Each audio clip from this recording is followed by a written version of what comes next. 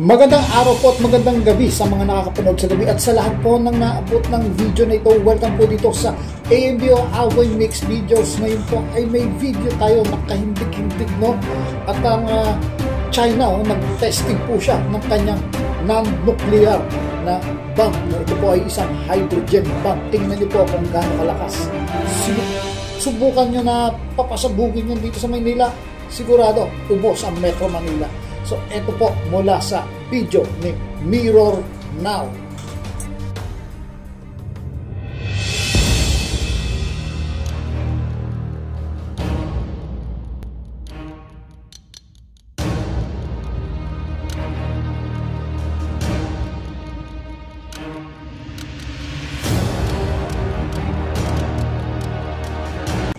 Grabe ho, no? Nakalagay just 2 kg generated fireball of 1,000 Celsius. Napakainit po niya, no? Tunaw ka dyan. Hindi pa yan nuclear, no? Hindi pa usaping digmaang nuclear to, no? Hydrogen pa lang, no? Parang sinasabi niya, message dito ng China sa buong mundo, hindi niya kailangan gumamit ng nuclear. Just hydrogen lang. Kaya namin kayong talunin, no?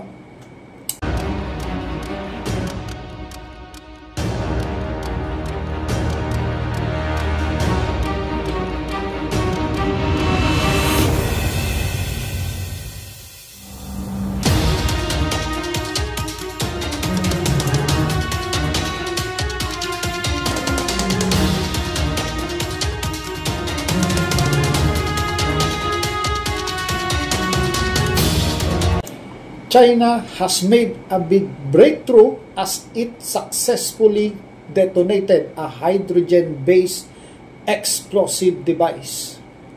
Grabe, no? Malakas to. So, ano ibig sabihin nito? Anong message nito? Ano ang magiging reaction dito ng mga Amerikano o ng iba pang mga hindi kaalyado ng China?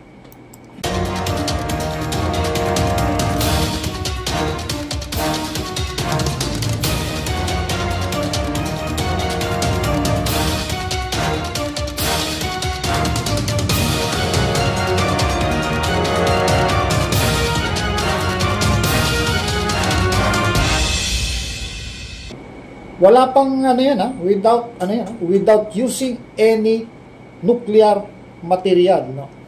Pero grabe.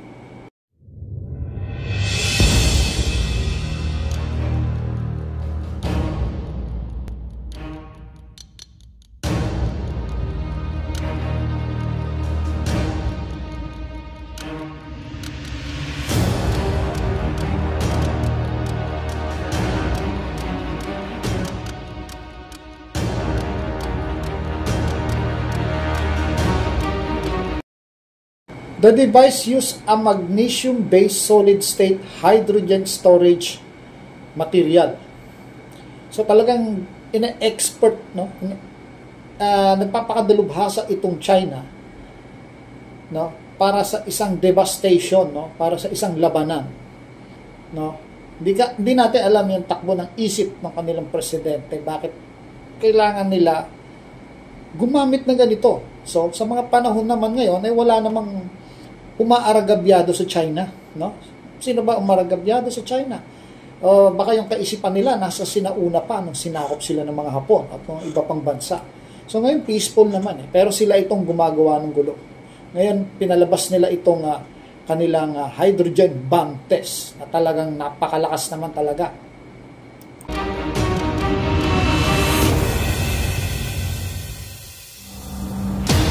Yan po, nagmistulang parang puno, kabote. The material is silvery powder which can hold a much higher volume of hydrogen in a compact form. So, ibig sabihin nila, pwede silang gumamit ng mga ganitong bomba, no? Kaya nilang talunin yung mga kalaban nang di mo sila pwedeng kasuhan o magsimula ng isang nuclear war. Kasi ito lang ang ginagamit nila. Hindi sila gagamit ng nuclear, no? ito lang ang gagamitin nila. So, hindi ka dapat gumamit. Kumbaga, oy, Amerika, huwag kang gumamit ng nuclear. Ito lang ang ginagamit namin. Parang ganun po. No? So, ibig sabihin, walang without a nuclear weapon, without using nuclear weapon, kaya nilang manalo.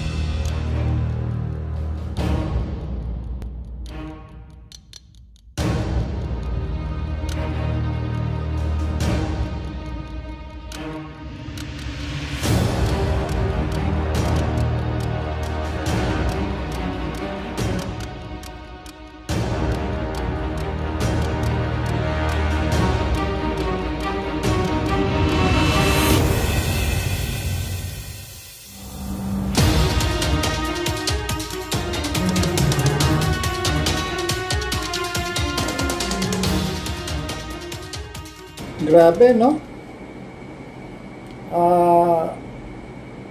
Pwede, ano to, pambluff, panakot, at sinasabing yung psychological warfare para hindi ka na pumalag, para tumigil ka na, no? Sample ba to? Gagamitin ba nila to sa China? Gagamitan ba nila ang bawat kalaban nila ng ganito? Agad-agad, at sasabihin nila, kayo hindi kayo pwedeng gumamit ng nuclear dahil hindi kami gumagamit ng nuclear. Meron bang ganito ang US? Siguro meron, no?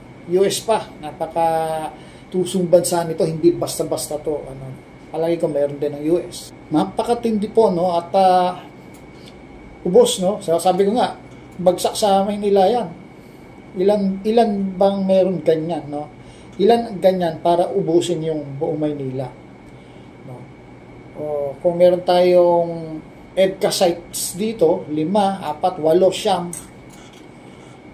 9, meron din siyam na ganyan siguro ang China para bombahin yon, no? So kailangan dito isang matinding interceptor, no, na missile.